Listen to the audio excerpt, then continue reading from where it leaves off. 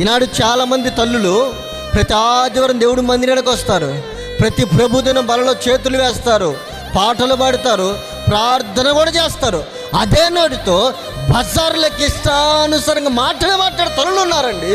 ఇంటి వారిని, ఇరుగు పొరుగు వారిని, కట్టుకున్న భర్తను కూడా అండి ఇష్టానుసారంగా మాట్లాడే తల్లులు చాలామంది ఉన్నారండి.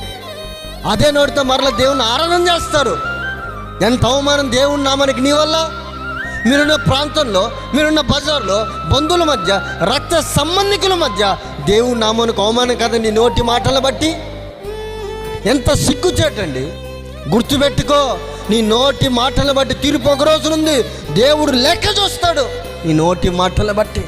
అననీయ సప్పిరియా జీవితం నోటి మాటలను బట్టి హతము చేయబడ్డారండి. వాక్యను బిడ్డలారా, నీ నోటి మాటలు దేవునికి ప్రీతికరంగా ఉండాలి. నీ నోటి మాటలు దేవునికి ఆనందకరంగా ఉండాలండి. నీ వల్ల దేవుడి నామానికి ఎక్కడ అవమానం రాకూడదు. దేవుని దుఃఖ పెట్టే విధంగా దేవుడి నామానికి అవమానకరంగా నీ మాటలు ఉండకూడదు.